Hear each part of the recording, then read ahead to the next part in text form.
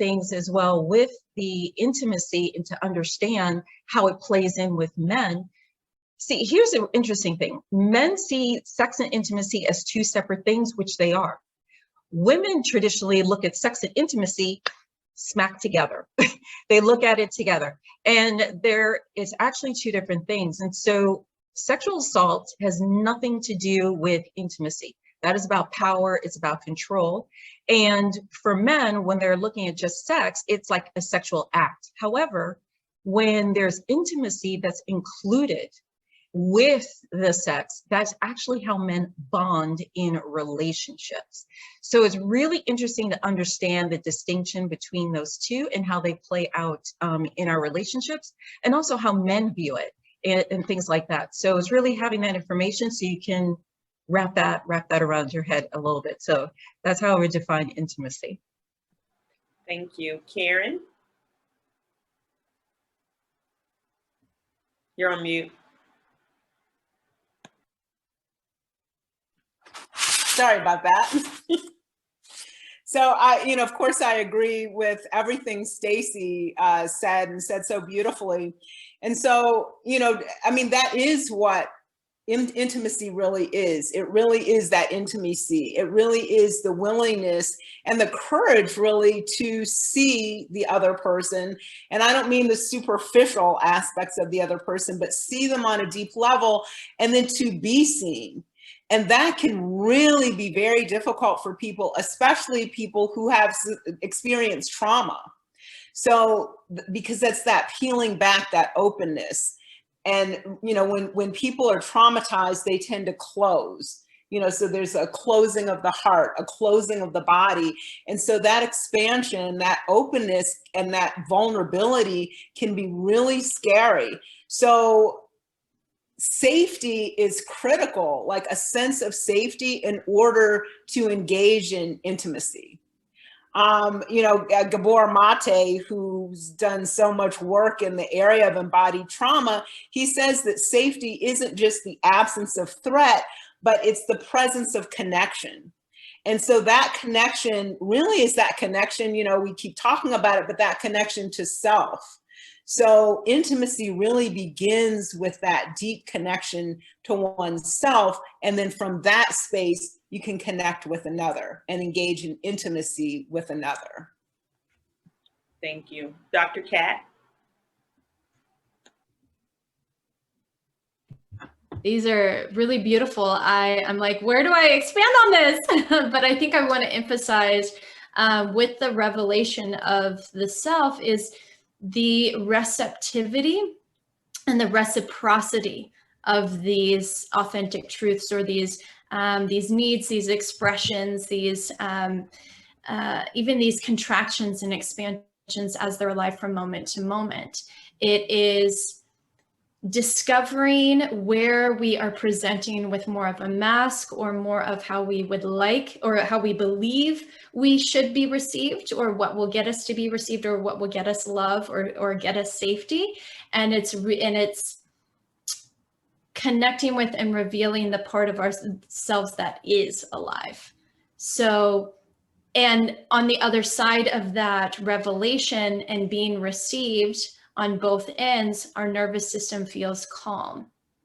So it doesn't feel activated, like Karen was saying. We're met with, and there's that connection, and we can settle into that.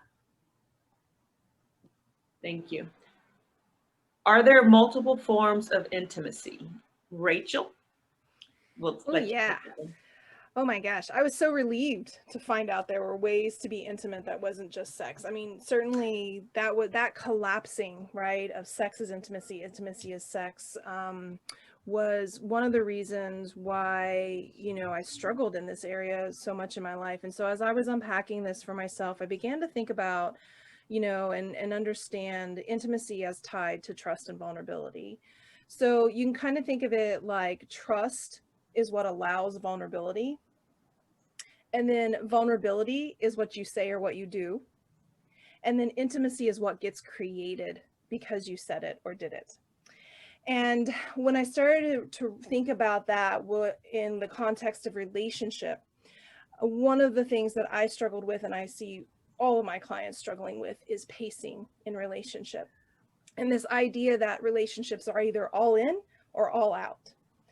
And a lot of the work that I do in my Beyond Surviving program is really about helping people begin to construct a different framework for how to be in connection. And so we have outer level connection all the way into this inner circle.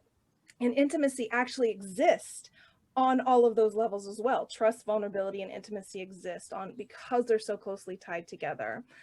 And that was really, really helpful because, first of all, I really had it in my head that intimacy is always this like deep, meaningful thing. I have to be staring longingly into someone's eyes and sharing my deepest secrets. And who wants that, right? Every day, all day. Like I need some titrating here. I need some dynamics, okay? And so if we break intimacy down into this idea of all it really is spending time with and getting to know the people in your life, sharing experiences. And so that can again be something that's a little like outer circle-ish. It could be all the way to that inner circle type. And in that space, there's emotional intimacy, there's experiential intimacy, there's intellectual intimacy, and then there's sexual intimacy.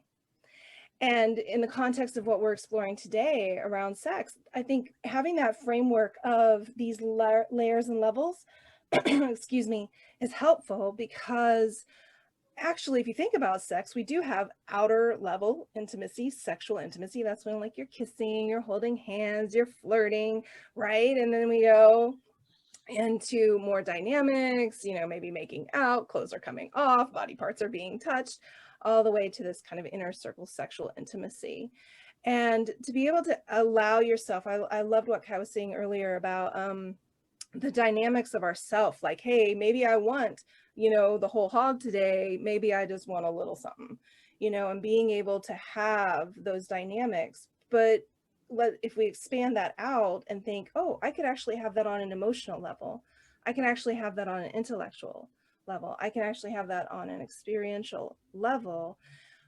What happened for me and what I see happen for so many of my beautiful women is that they begin to stop feeling so intimacy deficient.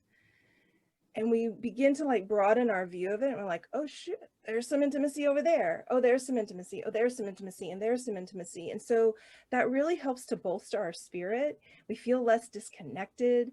We feel less isolated. And then, of course, that creates all this kind of energy that we can then build on. So yeah, think about the different ways that we get to connect and create intimacy in our lives and the different levels and layers of that. Thank you.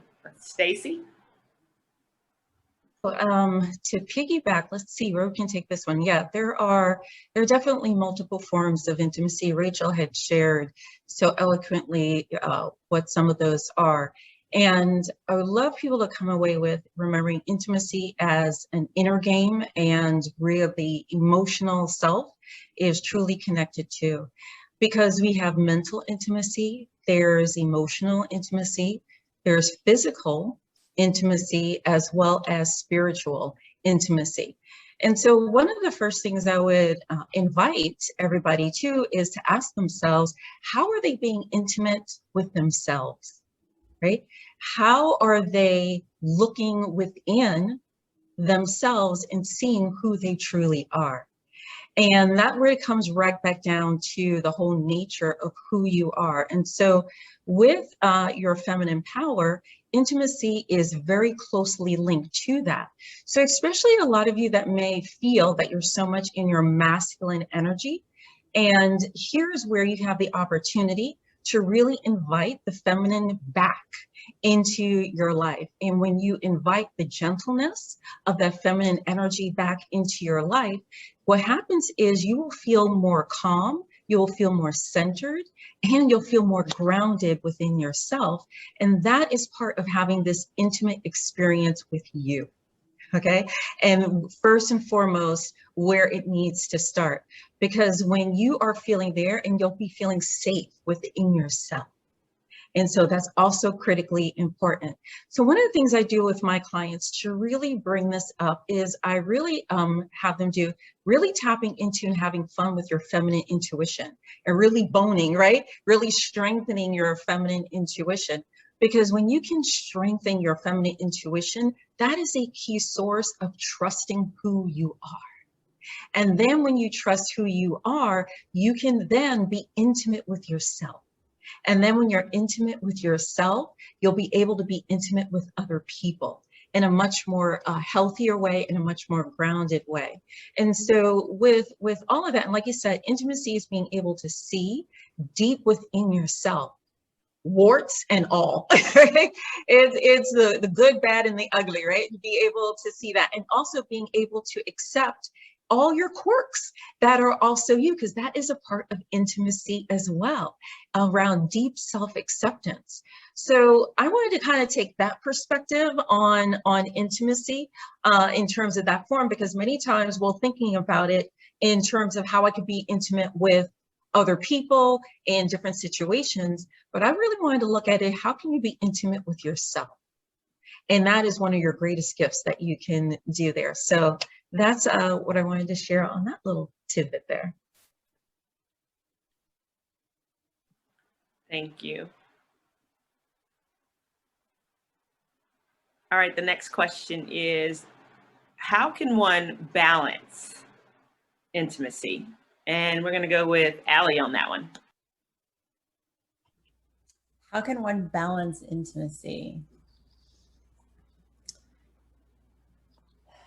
So I like to think of intimacy as starting with nature. For me, is always like, if people are so removed from what intimacy is, I like to pull them back to like nature. So finding connection, like when the wind blows on your skin, and really feel it, right? So just starting somewhere so basic, but so nurturing and so powerful as nature.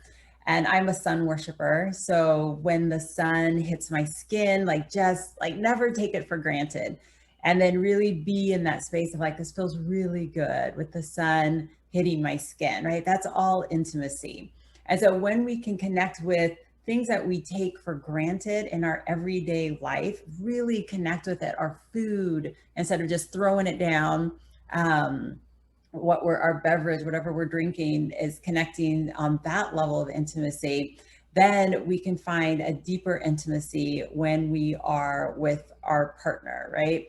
And I think Karen mentioned it earlier, is like, you know, when you're lotioning your body, oh no, Dr. Kat, when you're lotioning your body, like really be there, right? Really feel what it feels like.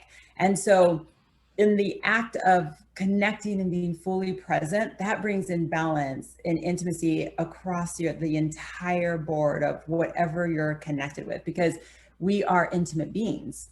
And so when we start to tap into that within ourselves and start to connect that way with other things and other people and other experiences outside of us, that does bring in a really beautiful balance. Because when we hear the word intimacy, it's like, oh, now I have to act a certain way, or now I have to show up in a certain way, instead of just letting that thread through your entire day of, I am intimate from the time I wake up with my breath. I like to, this is one of my favorite ways of connecting with breath to be intimate, is I don't breathe, I am being breathed. So like something is breathing me, right? And it feels so good. And so that's like to start the day off with that intimacy, and then just let it thread through your entire day, and just allow the unconscious to become conscious when we think about intimacy. And then that is like, it becomes us, and that's the balance for me. So, thank you. Awesome. Dr. Kat, could you share with us your thoughts on balance? Yes, I'm just over here being breathed right now.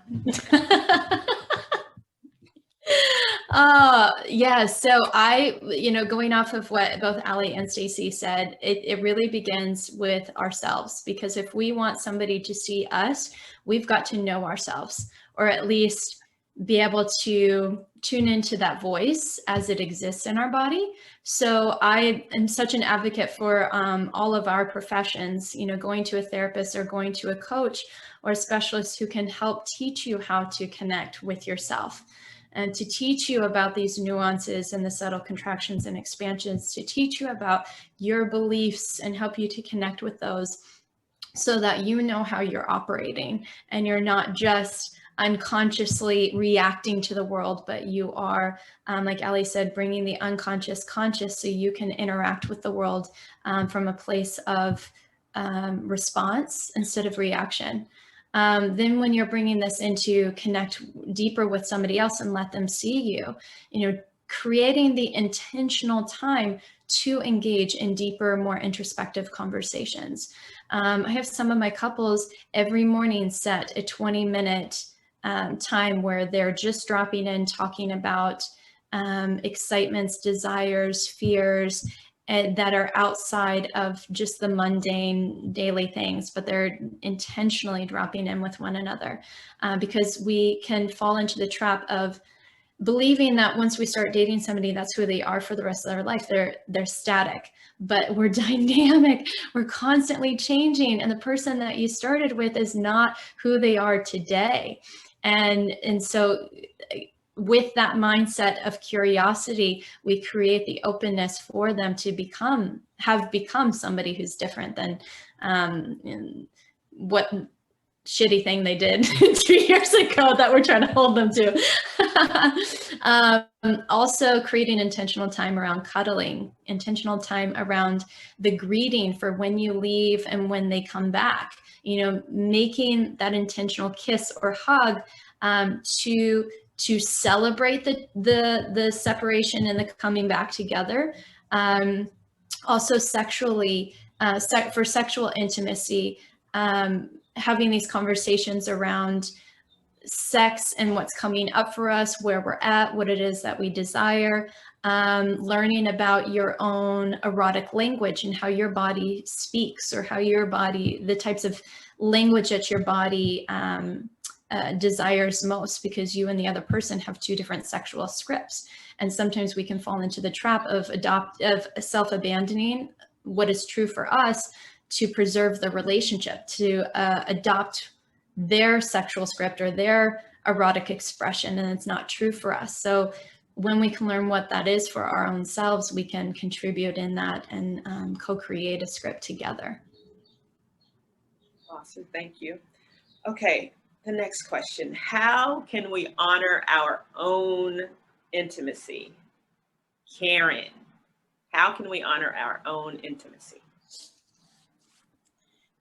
So, I mean, you know, I keep focusing on this, but it really begins and ends with ourselves and connecting with our own intimacy. And we honor our own intimacy. So when we talk about what intimacy is, it's that intimacy, you know, Ali talked about this, that intimacy like really with life. You know, so it's not just sexual intimacy. It's not just physical intimacy. It's not even just emotional intimacy. It's, you know, when we're eating, you know, that connection to the food, when, you know, you're lotioning your body or feeling the breeze on your face, that connection with life itself. So honoring that means that we are able to honor our own yes, our own no, have distinct boundaries without a wall. There's a difference between a wall, because that's to keep something out or to keep you in, whereas boundaries are, this is where I begin, this is where you begin, this is where I end. And so you're making a choice to connect with the other, with other people in your life, and you're always in that space of what we call consent and choice. And so that's what that honoring is, and honoring those parts of you that have been wounded.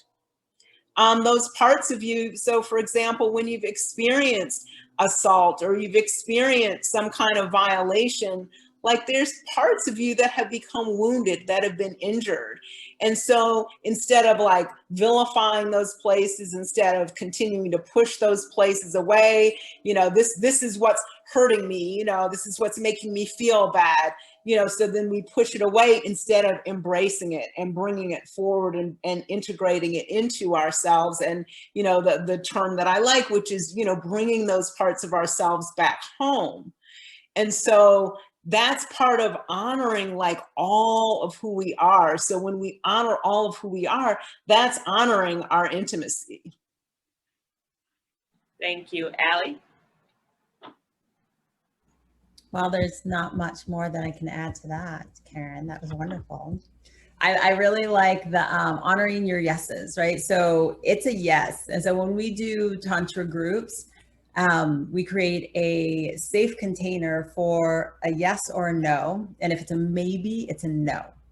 And so just being really mindful of what's showing up in your body at the time and giving yourself permission and space to question it, to feel into it, and to either move through it or give yourself the possibility of coming back to it. And then also when we talk about intimacy being threaded through the day, if that's too much for people, you know, as they're starting to work through it, set aside time. Like, I really want to be intimate with nature. So set time. You know, I'm not ready to be intimate with myself, like feel into my lotioning or my hair, and that's fine. But set aside some time to be intimate with something throughout your day to start there, because that really will start to build up that frequency inside of you of that self-connection, that self-love of who you perceive yourself to be. And that starts the process of honoring you. Awesome, powerful information on our journey to restoring our intimacy, ladies. We thank you very much. But we have time for Q&A right now. We have more to come, but we're going to take a break right now. If you guys have questions, go ahead and put them in the Q&A box. We're going to be answering some questions.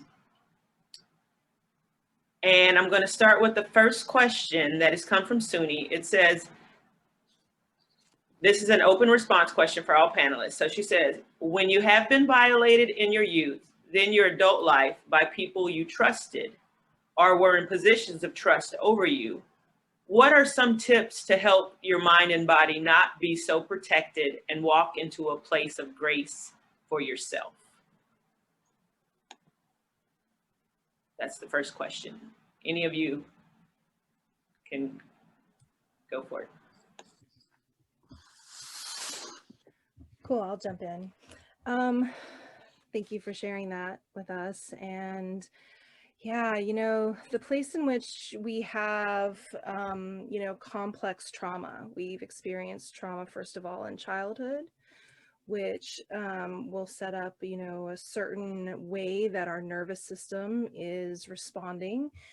All I mean by nervous system is you know, how activated we get in a day, what shows up for us in reactivity, what do we respond to, how do we take in all the stimulus and all the data, can we process it, can we not process it?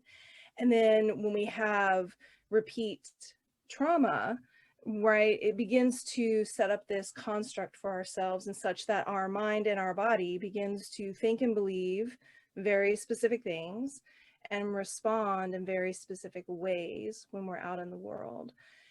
So the word that you're using here, this, you know, protection piece, and we've been talking about it here as a group too, that we become protected. Our intention when we're out in the world is to try to survive and try to go out in the world and not experience trauma again. So I'll be talking a little bit in the workshop that I'm doing today about how we can use the power of the mind and focus to help shift that energy away from always being in a protective space and be more in a more relaxed, more regulated place. One of the things that I just feel like I'm going to name now, because I know everybody's going to have other things to add to this. You know, I think the idea is to begin looking for moments of safety. What are you actually experiencing in your day-to-day? The brain has what's called a negativity bias. So we can be having like an effing fantastic day, and then somebody cuts us off in traffic, and that's the only thing we talk about when we go home, right? Like that is what sticks with us. And so we can be, you know, we've had these traumas, which of course are terrible and impact us in very, very, very deep ways.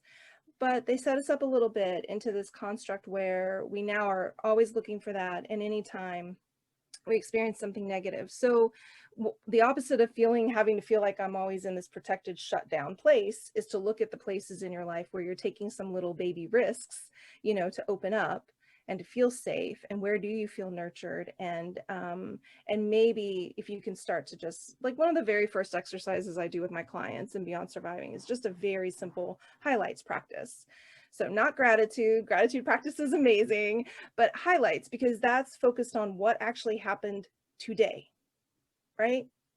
And so maybe that would be a nice place to start, to see how you're feeling in your day-to-day and look for those little moments to help you create some space for yourself.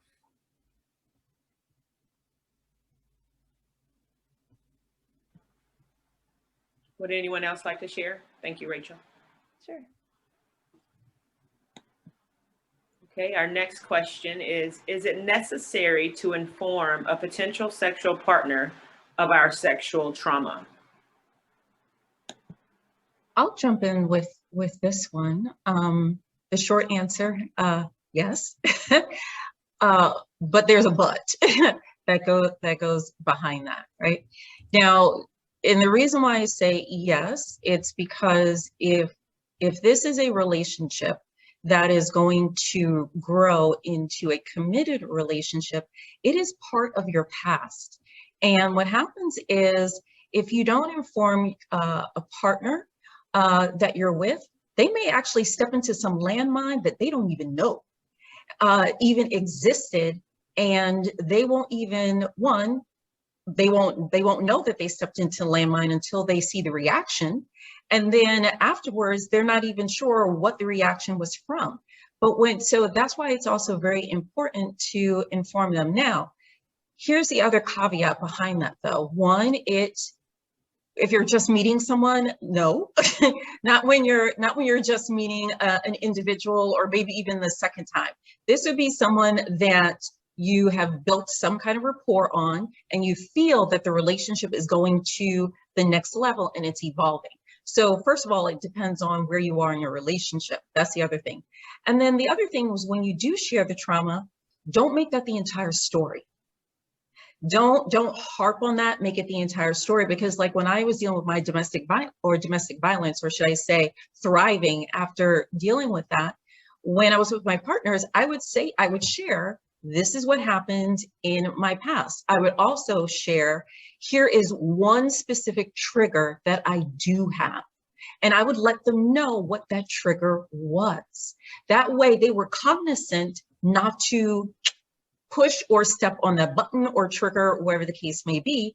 And so what happens is, it never became an issue in my relationships that I was currently in or in the future. But so the biggest thing is, don't define your entire life by the sexual trauma that you experience. And this is why we had all those things.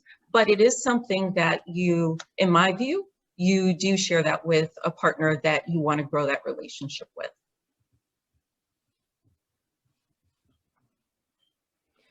I'll add to that.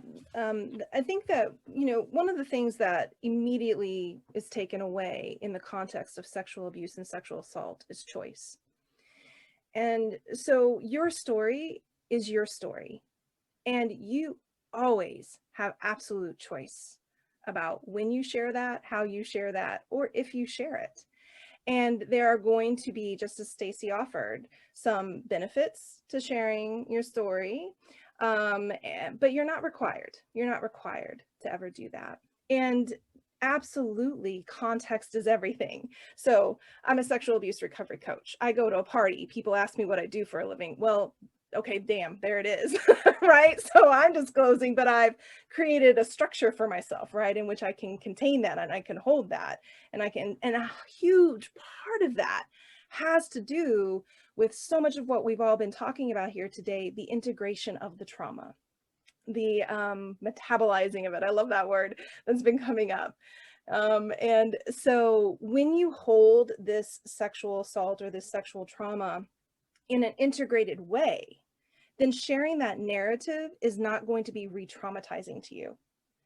Like I can say, oh, I grew up in Oklahoma. I have red hair. I love peanut butter. I was sexually assaulted. You know, I love roller skating. Like it's all in the narrative of who I am. It's like I sometimes describe it as being like a thread that is a part of the tapestry of my life, but is not my life, right? And so when I would say there's where are you in your relationship matters greatly, but also where you are in the integration of this experience. And so checking in with that, making sure that you have support, making sure that you have a bit of a framework. I love and want to just reiterate the point Stacey brought forward too, of like, you're not telling, like, Tarana Burke is amazing because one of the things she talks about so powerfully is that the Me Too movement got a little shuffled when Alyssa Milano picked it up, co-opted it a little bit, if you will. And it all of a sudden became just about everybody telling their stories. But that's not what Tarana Burke wanted. What she wanted was for people to tell their stories and how they healed. And so in Beyond Surviving, I teach a very particular framework that's all about, yes, here are the things that have happened to me, but let me tell you how I healed. And let me tell you where I'm at today. And as Stacey said, let me tell you what I need, right? If anything. Yeah. And so think of it less as like, ooh, I'm like sharing this deep, you know, dark secret and wound. And that's how it often feels when the trauma isn't integrated, because all of the shame is still sitting around it. You still think it means something about who you are when it doesn't. So check in about those two pieces, like, yep, what kind of relationship is it? And where am I at with this narrative? And if I need a little support there to make sure it's more integrated before I begin stepping into sharing my story, that might be an important piece for you too. I'd like to jump in. I love what both Rachel and Stacey have said in response to this question. You know, one thing that strikes me is even the way the question was framed, you know, should I tell a new partner? And it's almost like, should I tell a partner that I have herpes or an STD? You know, so there's almost like implicit in that is the view that you're damaged or that you're diseased in some way because you've been physically assaulted and sexually assaulted. And so, you know, both Rachel and Stacey have talked about that, the concept of not being defined by that.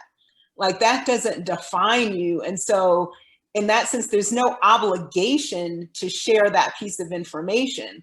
If you're desiring to share that information for your own protection, like, you know, for example, what Stacey was talking about, like triggering, that kind of thing. And what Rachel mentioned that, you know, if you haven't healed, if it's still this open wound, you know, yes, it's like, you know, anybody you're going to interact with, if you've got a physical wound, you know, you might want to let them know so that they're not touching you there, grabbing you there, holding you in a way that's going to further exacerbate that. But, you know, the key, I think, really is the healing and integration of that, so that it's not this sort of, you know, festering place that you feel that you need to communicate with somebody else about. And the other piece of it is there are a lot of things that go into who we are sexually and how we interact in intimacy.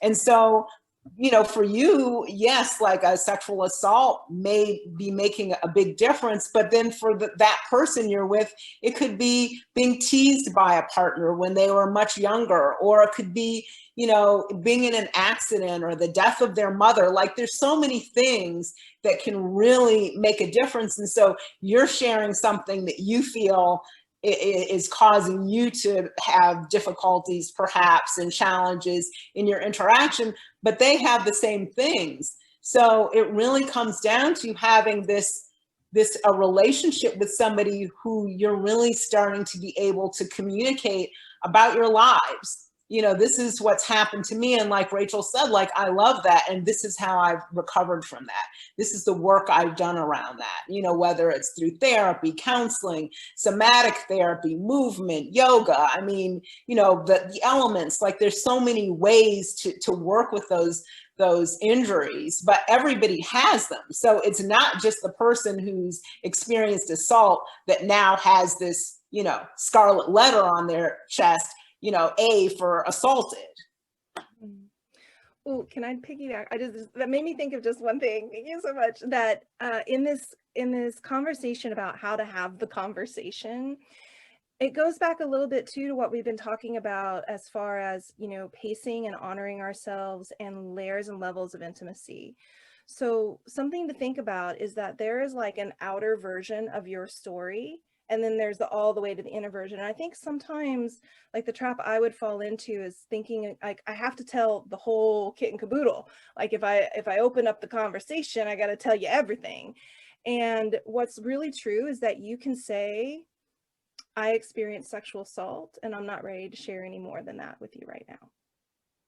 Like you could name it just as that and just have that outer level version of your story.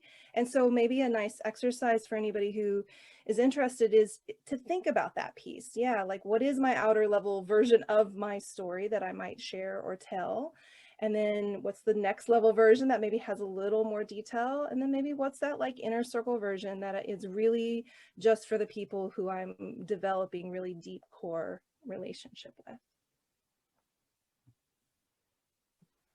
Thank you. Next question. What are some steps to creating a safe space for intimacy? Anyone? I'll do that one. Some safe steps for creating intimacy. I guess reframing intimacy, right? So like I touched on before, allowing intimacy to be a part of your day.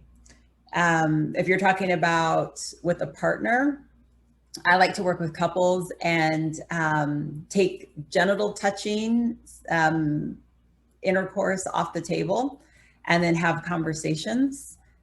Just do like a head massage, right? Feed each other fruit. Though that creates a really nice container when there's no expectations of anything. So like we touched on before, like intimacy is everything. We are intimate beings. And so creating a safe, some steps around creating a safe container around intimacy would be that, like where do you want to experience it in? What would that look like to you? So it was touched on before, getting clear on what you want. Where are you finding that you're blocking other people, other things, and then how can you soften down those walls? So yeah, intimacy it's not separate from anything that we do throughout the day. So just kind of pick and choose, where do you want to express intimacy in your life, and then communicate, set something up, and go for it. And if it doesn't feel good, then obviously like say no, like, no, I don't want to do that. That's not my thing right now. I can jump in. Thank you so much for that, Allie. So, I mean, kind of from a polyvagal perspective, safety is our social engagement system. So that's, from more of a metaphysical perspective, that's like our heart.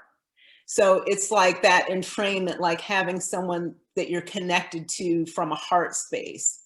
And so to accomplish that, one of the things that we do is practices and exercises that bring us into like our actual nervous systems and our brain waves and our heart rates and our breathing and all of that into synchronicity with another person. So we're really harmonized. It's like what happens with sexual intimacy too often is, it's like the foreplay is, lick some of this, suck some of that, and then, dive in. And really I like to think of that as like cooking in a cold skillet. So when you come into this harmony, like that's really heating things up and creating that synchronicity before you're engaging in intimate sexual activity or really any intimate activity. You could be having a difficult conversation with somebody and they're over here and you're here and it's like this. But then when you do practices that actually harmonize your brain waves and harmonize your breathing and harmonize, like there's entrainment in this heart space and are triggering and turning on that social engagement system, like then that's when your bodies have come into intimacy. So it's not just like, okay, we are going to try to be intimate. It's like your literal nervous systems, your neurobiology have come into this space where you're really functioning on the same team and as one. It doesn't mean like you're not separate people, or that you don't have some form of disagreement and your own feelings and needs, but that now you're operating from here instead of from here.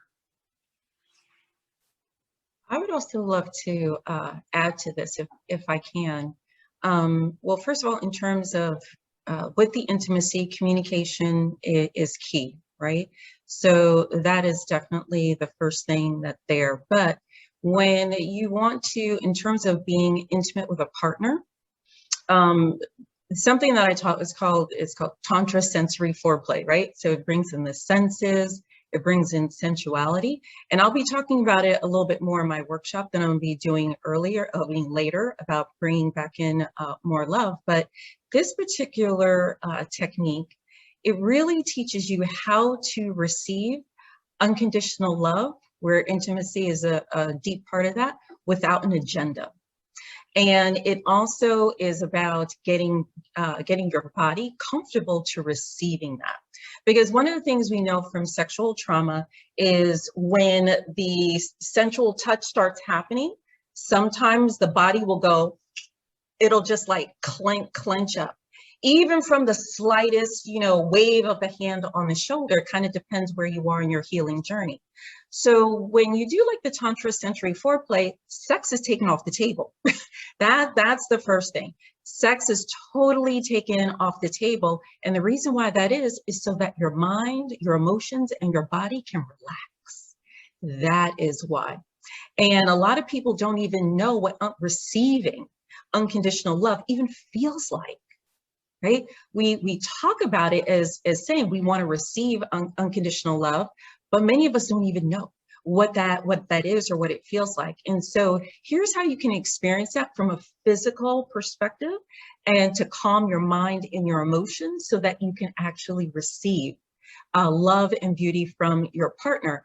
And so it involves, I think Ali had talked about a couple of other things. It involves really all the senses: smell, taste, touch, all what you hear, all of that, but you're doing it in a way where you're just open to receiving and training. You're actually retraining your body, and you're retraining what's going on inside of you to receive joy and to separate the trauma and separating it from joy and pleasure. And so that is one way of doing it, but it takes steps. You don't just go, I'm going to just jump in and, hey, this is what we're going to do. No, it doesn't go like it. You take these in incremental steps because you have to retrain your body that it's okay. You have to retrain your body that it is safe.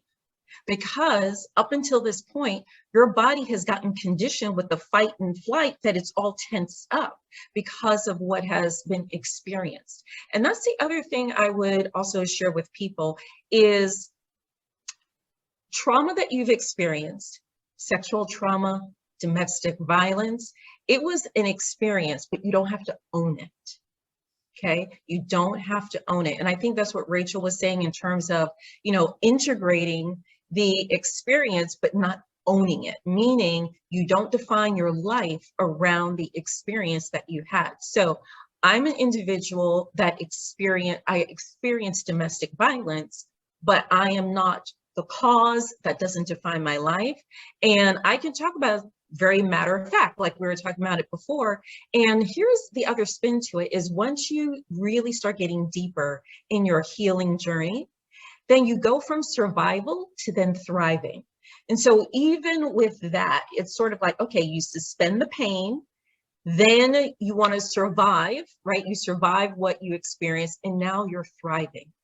And so this is the path that we all are taking you through. It's to go from, all right, you experienced something, now you survived it, now you're thriving in life. And when you're thriving in life, that is when you can share the story around your experience in a very matter-of-fact way. because it doesn't define who you are. But that would be something rare in terms of how to integrate that back and how to work with it. Is that is a loving way that you can actually physically start to calm your body down so you can once again receive the intimacy, the pleasure, and the joy that you deserve.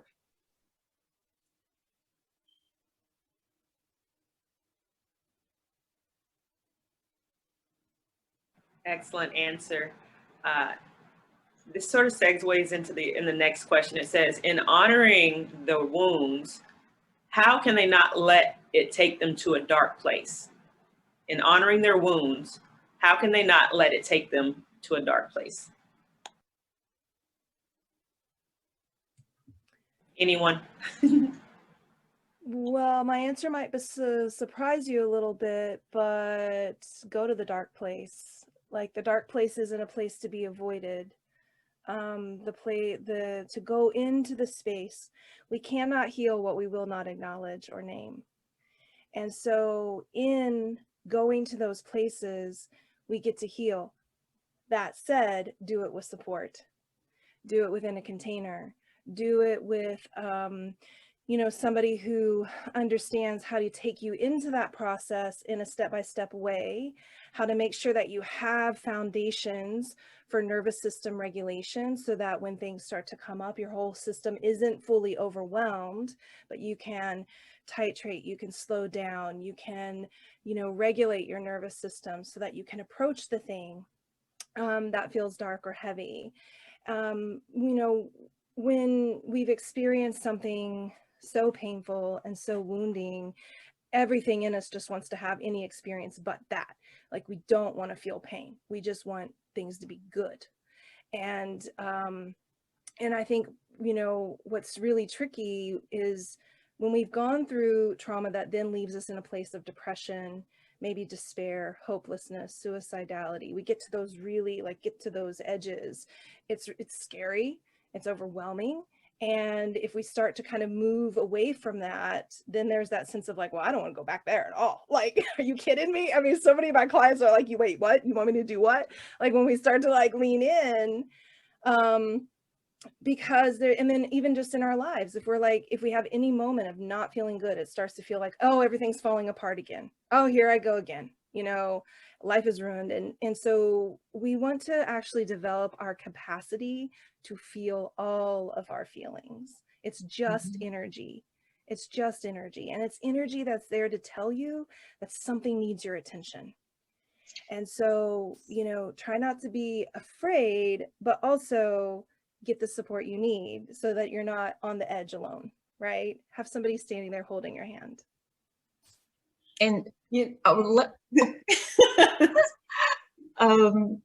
real quick, I wanted, because with something Rachel said, don't be afraid of going to that dark place, because there's a benefit to anger and things of that nature. Because if we suppress it, it will fester in a different way within our body, and like cancer and things of that nature. Because metaphysically, cancer is internal anger that's eating away at you.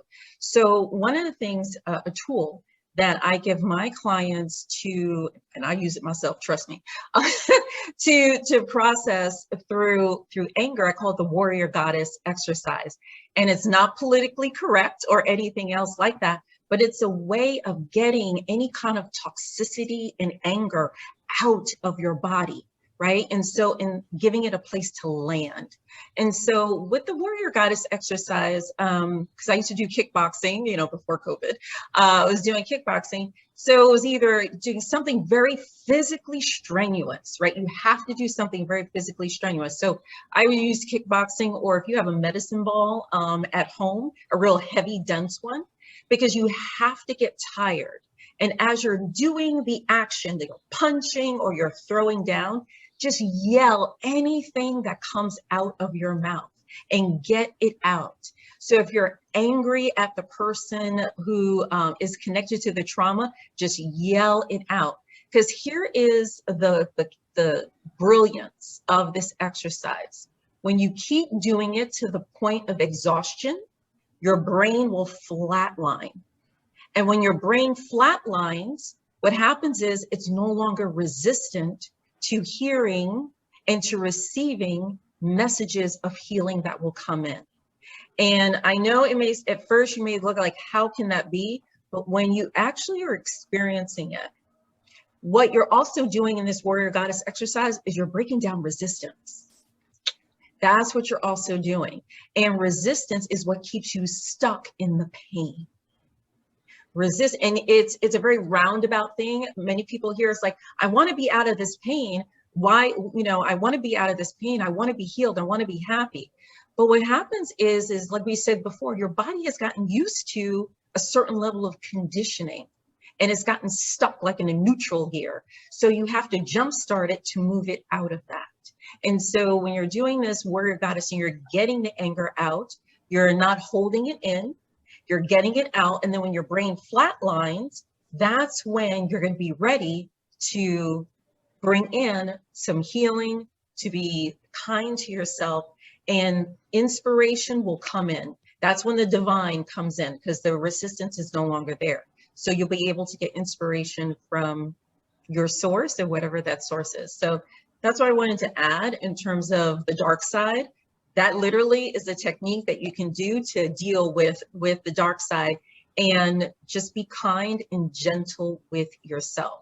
And here's what I mean about being kind and gentle with yourself. Don't judge yourself. That's what being kind and gentle is. Don't judge yourself. Don't label yourself. No coulda, woulda, shoulda, kind of things like that.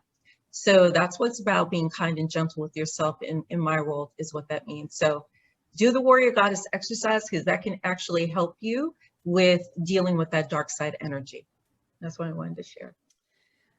I just wanted to jump in quickly and talk about compassion in that regard, and what the dark place is. And so the dark place is, like what we're talking about is a wounded part of you.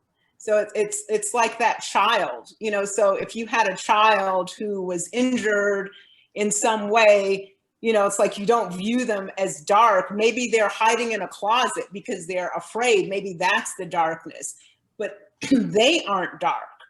And so it's like you're connecting with that place in you that has been injured with compassion. So, I see you, I hear you, I love you. What can I do to support you? What happened? Just like if your child comes home from school crying, like, what happened today? Because it's not what's wrong with you, it's what happened to you. So, you're connecting with that place from a place of compassion, and seeing that place isn't this dark monster, like that you need to be afraid of, but it's a part of you. It's that most gentle, most pure, most loving, most open part of you that something has happened to. And so what you're coming to that space with is a desire to heal, bring that space home, back into the light, out of those dark, shadowy places that now, they're hiding, and bringing all of that back to you. So it's with it's what you said. I mean, a gentleness and a compassion. Mm. And I would love to insert here too, everything that they're saying is amazing. And sometimes going into, when the darkness starts coming over, it can overwhelm our nervous system. And when we get out of this window, our nervous system operates like a window of tolerance. And so we can only take so much of these different stressors that are going on, hitting our nervous system. And then we can get to a point of becoming hyper aroused or hypo aroused, which means our nervous system goes into fight or flight or freeze. And at that point, it's really hard to operate effectively. We can't, we're in survival. So when you start seeing you start noticing the darkness coming over, you're noticing your body starting to respond, it feels crowded in your body. So if you imagine that these are individual parts of us, again, not our identity, but parts of ourselves that are coming in and trying to get our attention. And of course, like Rachel said, we need to be able to go into the dark to work those out, but we're not always in the contextual place to be able to work on those. Like I'm walking down the mall and all these negative things are going through my head. feels crowded. So that's where taking a breath, creating spaciousness in our body, regulating our nervous system. I love bringing my clients to rock from foot to foot, just so that enough so that they can get back into the window of tolerance, so that they can operate more effectively, so that when they're in a space that they can cathartically move through the darkness, the rage, like Stacy was saying with her Warrior Woman's program, then they can fully go into that full expression and work through that, where out in the outside world, it's not necessarily feel safe. It's just overwhelming our nervous system, and that doesn't help us to heal. It actually can make it even more challenging. There's also want to put out there a resource, a really awesome resource. Regina Thomas Sauer, Mama Gina, wrote this amazing book called Pussy, a Reclamation. And she gives this awesome exercise called swamping. And swamping is, I think, very similar to what Stacy was saying. It's basically you put a trash bag over your body, and for 10, 20 minutes, you just rage out on all of the darkness. You just fully welcome it in, and you move through that. And then you transmute that experience into pleasure. So then you dance for yourself. You take off the trash bag, you rip it off yourself, and you move into pleasure and affection and enjoyment of expression. And so there you are teaching your body you're processing, but you're also teaching your body that you have control to be able to transmute that pain into pleasure. And it's a very powerful experience. Awesome. In honor of our time and respecting everyone, we're going to take one last question that I'm going to tell you guys right now, and then we're going to take a break. So the last question is can we talk a little more about our sacral chakra and our mothers? That's for anyone. I think I opened that can of worms with the sacral chakra and our mothers. So it's simply whatever story you have about your mom, that's the energy that you have around your sacral chakra. The root chakra, the base chakra, is your father. So for example, my story around my mom was she was weak. She was a weak woman. She didn't express herself. She was very caged in. And she was a victim of abuse from my father. So then my story about my father was he was very aggressive. He was hard. He was not caring. And so that played out in my body.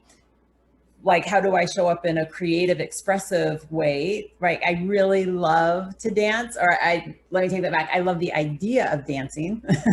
I'm so self-conscious around dancing because it's my sacral chakra. That's where all that is housed. And so when we start to recreate a different story around our mother, right? See her for who she is, everything that she experienced, same with the father for the base, and then see them interact differently, it literally starts to shift the energy in the body. So, I mean, this is a whole nother discussion about the sacral, the base, the mother, and the father. But just to simplify it, write down your story about your mom, write down your story about your dad, and then that is housed in the base. And the root chakra is everything survival, money, work, house, food, everything. That's father. Sacral is movement, relationship, sensuality, sexuality. That's mother. And so it can play out one or two ways. You can do exactly that, or you can be the complete opposite, right? So we talked about hyper, hypo. So I don't want to be like my mother. So I'm going to be hyper everything that she wasn't. And that still brings in imbalance because we're not embracing the version of ourselves that is weak. Right? If you're strong, you do have a part of you that's weak. We're not embracing the side that is aggressive, because if you have a kind part of yourself, you have a mean part of yourself. It's all that the shadow work. So I would just start there and then just kind of see like how now the sacral chakra is unfolding in your world as far as your creativity, your relationships, your sensuality, and then same with the father, same with the base chakra, the root chakra. I love to answer this as well. And it's also great having a panel because we also get different perspectives and stuff like that. Because in my Tantra training, it's a slightly different. So kind of think of it this way. I'm gonna to share more about that sacral chakra, which is the second chakra. It's also important to understand the other two chakras that are surrounding it, right? So Ali talked about the root chakra. So if those that are also looking and listening to this, if you're not familiar with what the chakras are and where they're even located, just going to tell you real quickly. So think of the root chakra is right where your perineum is, right, and things of that nature. So you can kind of look in that area. That's where the root chakra is. So in my tradition, the root chakra is like your base, your foundation. It is how you relate to society, your community, your survival, and things of that nature. And it really bubbles up to what you feel and express in your second chakra, which is your sacral chakra. Now, for those people that are not familiar, your second chakra is right around your pubic bone area, okay? It'll be right around there. And in this particular, in the second chakra, it's your one-on-one relationships that you have with people.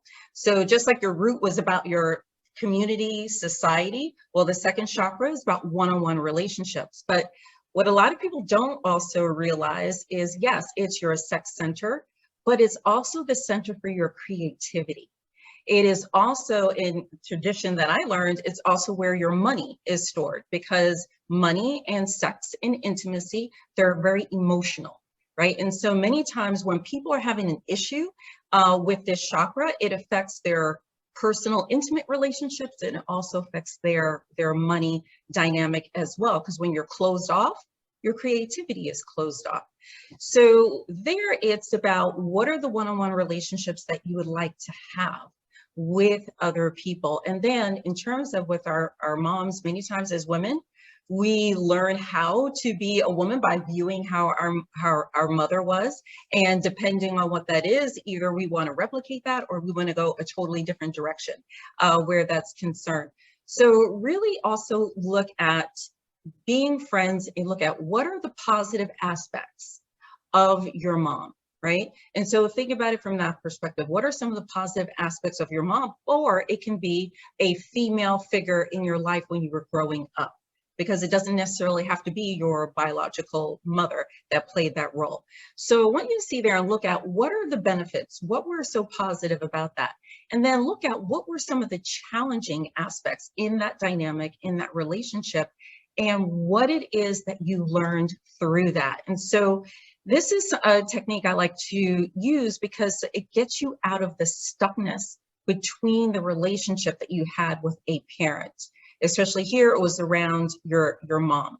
So with me, my grandmother, she was a very motherly figure, but she constantly compared me to other people all the time. And so I had really low self-worth and low self-confidence. So that was the negative aspect or belief and conditioning around with a mother figure.